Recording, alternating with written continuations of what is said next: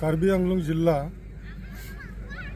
गासै मोनबा बर' मोखां आफादफोरनि बोसोरारि जथुम्मा नैबे लांहिन नोगोरनि लांहिन पामगाव गोजौ फरायसालिनि गेलेग्रा फोथाराव सानथामनि हाबाफारि लानानै गाजा गोमजा बे बोसोरारि जथुम्माखौ खुंनाय जादों। थांनाय 28 तारिखनिफ्राय 28, 29, 30 डिसेम्बर 2025 दा मैया जिहेतु 28 तारिख बेवहाय लांहिन दखरा गासै बर' मोखां आफादफोरनि बोसोरारि जथुम्मानि गिबि खेब जादों। बेवहाय फुंनि हाबाफारि फिरफिला बिरहोनायजों लोगोसे गाव गावबागाव आफादफोरा थान्दै मेल जथुमदों। बिनि उनावनो बेलासिनि 4 रिंगायाव कार्बि आंलं जिल्ला गासै मोनबा बर' मोखां आफादफोरनि जेरै कसारी समाज, साख्रिआवला आफाद, इउनाइटेड बर' पिपल्स अर्गेनाइजेशन, आबादारि आफाद आरो बर' सिने आर्टिस्ट एसोसिएशननि बेलासि समाव थान्दै जथुम्माया जानानै थांबाय। दिनै 29 तारिख बे 29 तारिखआव जोङो फुंनि हाबाफारि बायदियै आफादफोरनि मोनबा आफादफोरनि फिरफिला बिरहोनाय जादों। बिनि उनाव मुंख्लंफोरखौ गोसोखांनानै जोङो बेवहाय फिरफिला बिरहोनायजों लोगोसे बिबार बावनाय हाबाफारि जालांबाय इतिमध्ये। बेनि उनावनो जोंहा गोजोन आरो खौसेथिनि थाखाय फारौ बिरहोनाय हाबाफारि लानाय जादों। दा बेवहाय बिरहोगिरि हिसाबै जोंनि डक्टर प्रेमानन्द मुसाहारि साहित्य एकाडेमि एवार्डी बिथांनि आखाइजों जोङो गोजोन आरो खौसेथिनि फारौ बिरहोनाय बे हाबाफारियाबो जोब्बाय। बिनि उनाव दा जोङो थिग 11 बाजियाव 12 बाजियाव जोङो मोनसे सांग्रांथि मेल बेवहाय लानाय जादों, एवारनेस प्रग्राम लानाय जादों।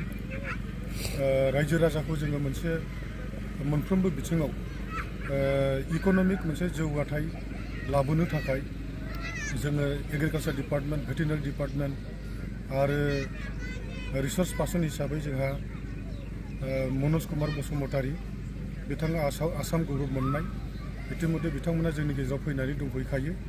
जोङो थिग 12 बाजिनाय लोगो लोगोनो बे एवारनेस प्रग्रामखौ जोङो जागायजेनसिगोन।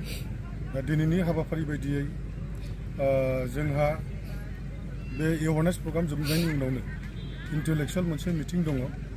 बे थिग 3 बाजियाव जागोन।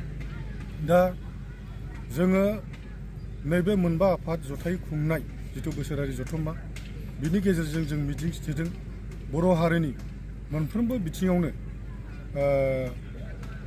फरायनायानो होन, आबाद मावनायानो होन, बा जोंनि कसारी समाजा बिखेखै जों समाजखौ बोरैहाय संस्कार खालामनो हागोन, बोरैहाय जोङो जोंनि दानि जाखांफुनाय गथ' गथायफोरखौ जों बोरैहाय डिसिप्लिन भाबै बिथांमोनखौ जोङो आवगायहोलांनो हागोन, बा जोंनि समाजा बोरैहाय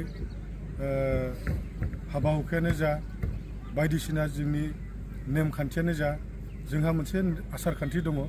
बिनि गेजेरजोंनो जों गासैबो कार्बि आंलंनि आरो डिमा हासावआव थानाय बर'फोरखौ बे जोंनि आसार खान्थिनि गेजेरजोंनो जोङो नियम निथि, जोंनि बर' हारिनि जिथु नियम निथि बेफोरखौ फालिलांनो थाखाय जों खावलायबाय थादों। दा जोङो बे बोसोरारि जथुम्माया जोबोद मोजाङै मोजां जाफुंलांगोन। आरो गाबोनहाय जिहेतु जोंहा गेवलां मेल दङ, बे गेवलां मेलाव जोंनि गण्यमान्य व्यक्तिफोर थागोन, गासैबो आफादफोरनि दैदेनगिरि बिथांमोना थागोन, बाहागो लागोन, रायजो राजाफ्रा बाहागो लागोन। मोजां मोजां जाफुंसारथों होननानै आं बेखौनो मिजिंथिबाय। गोजोन्थों। इंराजी 28 तारिखर পৰা 30 तारिखলৈকে कार्बि आंलं जिलार लांहिन नगरत 5টা जिला संगठन যেনে কছাৰী সমাজ, बर' কৰ্মচাৰী সন্থা, ইউনাইটেড বড়ো পিপল অৰ্গেনাইজেশ্যন, কৃষক সন্থা আৰু বড়ো চিনে আৰ্টিষ্ট এছ'চিয়েশ্যন লগতে লাংহিন আঞ্চলিক কমিটিৰ 8টা বড়ো অগ্ৰণী সংগঠনৰ কনফাৰেন্স হৈ আছে। সেই কনফাৰেন্সত যোৱাকালি ৰাতিপুৱা 8টা বজাৰ পৰা সন্ধিয়া 5টা বজালৈকে লাংহিনা আঞ্চলিক বড়ো অগ্ৰণী সংগঠন 8টাৰ অধিৱেশন হৈ যায়। ৰাতিপুৱা 8টা বজাত পতাকা উত্তোলনেৰে আৰম্ভ হয় আৰু সন্ধিয়া 5টা বজাত শেষ হয়। তাৰপিছত বড়ো অগ্ৰণী সংগঠন জিলাৰ 5টা সংগঠনৰ কাৰ্যসূচী বিয়লি 3টা বজাত আৰম্ভ হয় আৰু 4 বজাত প্ৰতিনিধি সভা অনুষ্ঠিত হয় আৰু আজি 29 তাৰিখে ৰাতিপুৱা 8টা বজাত পতাকা উত্তোলনেৰে এই 5টা সংগঠনৰ কাৰ্যসূচী প্ৰথম কাৰ্যসূচী আৰম্ভ হয় আৰু আজি দিনৰ 12 বজাত আছে এৱাৰনেছ প্ৰগ্ৰাম, লগতে চৌবেনীৰ উদ্বোধনী অনুষ্ঠান। আৰু এই এৱাৰনেছ প্ৰগ্ৰামত অসম গৌৰৱ মনোজ কুমাৰ বসুমতাৰী আহিব, তেখেত উপস্থিত থাকিব আৰু কৃষি সম্বন্ধে সজাগতা সভা অনুষ্ঠিত কৰিব। আৰু অহাকালি দিনৰ 12 বজাৰ পৰা 5টা অগ্ৰণী সংগঠনৰ মুকলি অধিৱেশন আৰম্ভ হ'ব।